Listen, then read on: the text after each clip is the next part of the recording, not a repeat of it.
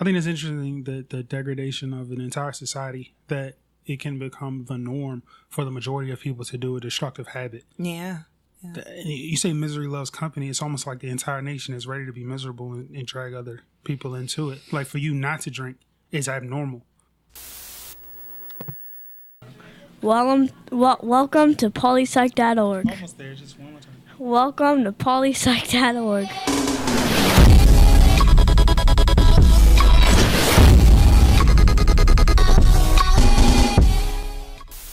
We did an interview this summer for substance abuse disorder. It was the first time I had heard of it. Yep. Really? Yeah, it's called SAD. Yeah. Yeah, I didn't know that was a thing. Like, I knew that substance abuse was a thing, but I didn't know that it was a full blown, like, hey, this is a pathology for this particular thing, and here are the risk factors. Like, oh, you were in an abusive household as a kid, you were bullied as a kid, you suffered a traumatic event in your teens, like you started drinking when you were in your teens, like your early teens. Yeah, it turns out you're going to have substance abuse disorder. It's a 90% chance you'll have it. Right. I found it interesting. Oh, I made that up. Like that last percentage. He looked at me like, oh, I didn't know it's 90% chance. No, I have no idea what the percentage is. I'm just saying, crap like, out of me. Like, I had at least a handful of those things. That's the diathesis for it. Is that hey, you go through all of these factors and all of a sudden, kaboom, risk. Yeah, substance abuse disorder is an interesting one. Let's stick with that one for a bit. So, substance abuse disorder.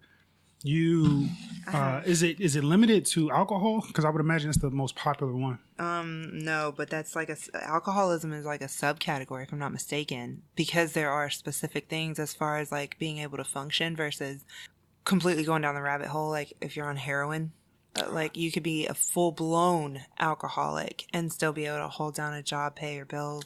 I find that fascinating. Go to like PTA meetings and the functioning alcoholic. Do you know any of those? Like I find it fascinating that you could. I used to be one. Wake up. Oh yeah. Yeah. I mean, I don't know if you would say that. I'm a little hard on myself, but I also try to be a little bit practical. I went through a period of time where like I drank sun up to sundown, and I guess that would be considered alcoholic. But I think technically like something like 3 drinks a day, and you're considered like a full blown alcoholic. I could be wrong though. But the thing is, I think I'm more of the I think I would have been considered a social drinker or like a binge drinker, because I would go 3 or 4 days drinking at least 3 or 4 drinks a day. But then I would stop for like a week or 3 or 4 more days. Okay. So they define alcoholism as someone abusing alcohol and makes drinking a central activity of their life, displacing healthy activities and relationship and resulting in negative consequences. So I don't like that definition for a few reasons, but the main one being that, my drinking doesn't, I don't do that as the central activity. I just like to have 2 cocktails before I go out that day. Or, my drinking isn't that unhealthy. I mean, I only have 2 beers just to wind down for the day. Like it seems like you're opening the door for, I only drink a little, so it's no problem. I personally don't think you should drink at all. Agreed. There's, you kind of leave yourself open for, like making excuses and cognitive dissonance, all to make it feel like it's not an addiction. Like, I think one of the biggest, like, telltale signs is when you start making those kinds of things, like, you might be a little too close to the edge, because people who are definitely not like problem drinkers, they usually don't even feel like it's worth mentioning in conversation. It doesn't come up in conversation. Friends aren't worried about it. Nobody's like seeing any red flags go up or anything like that. So I mean, it's like you said, and I agree that it's better just not to drink at all. But it's a drug, and like we pretend that it's not, and then like it is a depressant, and it changes your physical and emotional state. So I don't understand why we wouldn't like lump this in and say, "Hey, this is morbidly unhealthy for you." And it's allowed to be perfectly advertised on television. Like we stopped cigarettes from being advertised like during the Super Bowl because it's obviously bad for you, but we pretend like alcohol doesn't have an effect. If you had a shot of whiskey, 2 shots of whiskey every day for a year, let's take a picture of you each day, and we'll have another person drink a gallon of water every day, and then take a picture of him like every day during the year. Like the difference is going to be astounding. In 1 year. In 1 year. It's going to be astounding. Yeah, we pretend, this alcohol thing is not a big deal. The drinking and driving takes a massive amount of lives. Yeah, we just, it just is what it is. It's almost like It's like the cost of our civilized society almost. Drinking is so like commonplace. It's almost a requirement for socializing nowadays. And socializing is healthy. And if a lot of people will say that drinking helps them be social, well, they're not doing anything wrong. So binge drinking is defined as drinking 5 or more drinks in a row for a man, or 4 or more drinks in a row for a woman. But that's called binge drinking, and it doesn't say that it has to be done like so many nights in a row. It says like 4 or more or 5 or more in a night, in a given like sitting, basically. Day, night, whatever, you're binge drinking. And this has become a epidemic among American college campuses. Like, binge drinking is a huge problem. Students stay sober, for instance, all week long, and then Friday night they go and just plaster themselves.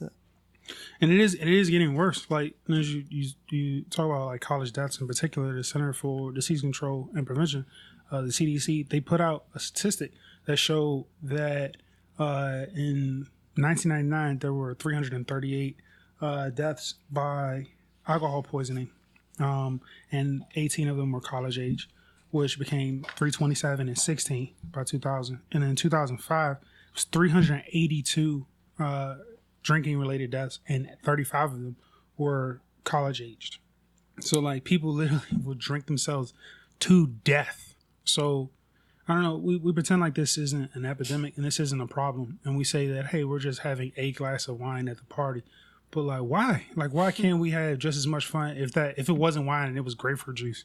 Like, would you just like be super bored there? And if that's the case, then you probably shouldn't be there anyway. And if your party's so whack that you have to get something, you have to have alcohol in your system to quote unquote be social. Maybe you're not a social person. Like, hey, you know what? You know who else is really social? People who take cocaine. Like, people who do cocaine. Extremely social. Yeah, inhibitions definitely go down, obviously. So what is the point of it? Like, why do we say, you don't have one drink? I don't understand it. To say that, like, it's no big deal. Mm-hmm. Go ahead. I don't know. Like, the social norms, like, self-image is a huge thing. Like, like, misery loves company. So you've got, like, people who are already engaged in unhealthy habits and know that they are going to encourage, like, the joining in of other people around them so that they don't feel like they're on the out. And, the more people do it, I think the more it's like, this is fine. This is the standard. So I'm not doing anything wrong. And it helps me. It makes me feel better. It makes this social gathering more tolerable. I think it's interesting that the degradation of an entire society, that it can become the norm for the majority of people to do a destructive habit. Yeah. You say misery loves company. It's almost like the entire nation is ready to be miserable and drag other people into it. Like, for you not to drink is abnormal. Yeah. That's crazy. If you didn't smoke, if you say I'm not a smoker, it's crazy. If you say you're not a smoker, right, and someone looked at you funny, you'd be like, I don't know what's going on here. But imagine if in like 20 years that became the norm, where everyone smokes. You don't smoke? Dude, just have one. Dude, have one cigarette. Just have one cigarette. 30 years ago. Exactly. Do you think it'll change? I think it's already changed. The drinking. Oh, for drinking? Mm-hmm. I hope so. I mean, I'd really like to see the drinking habit happen the way the smoking has. I mean, a lot of people, like, hammering down on smokers. It was a coffee pot. My coffee pot. I'm like, what is this? A bomb? It's a bomb. We gotta go. And we didn't move at all. No. What is it? So like, smokers are looked down upon now. For, why are you doing this? Such a dumb habit. It's so crazy because, like, people will do that with a drink in their hand. Yeah. Like, I used to go to bars, and I would, this was already after smoking indoors was prohibited. So I'd head outside, and like, there would be people outside on the balcony, and I would light up my cigarette, and I'll never forget this. Like, one girl was like standing nearby. She wasn't smoking, but her and her like small group were out there as well.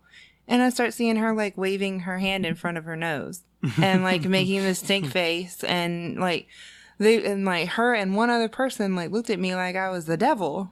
Oh my and gosh. I personally offended them, and she was like, "Well, I mean, I don't want to kill myself, so I'm gonna head back in." Oh my gosh. I was like, "Good gracious!" Like that was number one. That's super bold, and we'll talk about like group norms, and it's like a group strength, in my opinion. When you get out amongst with other people, you feel empowered and emboldened to say whatever you want. She did not know me, and granted, I wasn't going to hurt her, do anything to her. Apparently, otherwise, other than give her secondhand smoke, I wasn't going to hurt her. But it was just, I mean, yeah, every single one of her friends and herself had a drink in her hand. So, like, okay, good. I'm glad you're not killing yourself via smoke. Hey, how much did she weigh? Liver disease? Was she big? Was she smaller? I mean, around my size at the time, I believe. I don't remember. Because being fat will kill you just about as fast. So, in regards to preventable deaths, there's a statistic that shows that it's over 400,000 people die from tobacco smoking per year. So it's like number one. But then the next thing is being overweight or obese. Oh gosh, that's over 300,000. Drinking, liver disease. Drinking is under 100,000. Gosh, so it's not nearly as bad, but it still sucks. Hey, don't do it. Yeah, and don't do it. Being fat's worse than is worse than than drinking. Which is also an addiction. Like I would almost lump that in. I think it's close. It's obviously closer to an eating disorder, but I think it kind of goes hand in hand and along the same like biological components as substance abuse, because you've got your reward center, your pleasure center happening from like taking this thing or eating this thing or smoking or drinking this thing. And you get rewarded for it, and so an addiction is born. And that dopamine fix is just as addictive as many other like destructive habits. Yeah. Like the second you start binge eating, like the chemicals released in you are just as powerful as someone chasing that rabbit. Yeah. Whatever. Is it the rabbit? Dragon? Chasing the dragon, the unicorn, chasing the happy panda. I don't know. I don't know what it's called. The show is over. We would like for you to do one thing for us. Tell 2 friends to download the PolyPsych podcast. Shoot them an email, a text, a raven, anything. Just tell 2 friends to download the PolyPsych podcast. Tell 2 friends to download the PolyPsych podcast. Tell 2 friends to download the PolyPsych podcast. Tell 2 friends to download the PolyPsych podcast. Tell 2 friends to download the PolyPsych podcast. How many friends? No, like 4 or 5. I'm gonna tell them all. Thanks, everyone.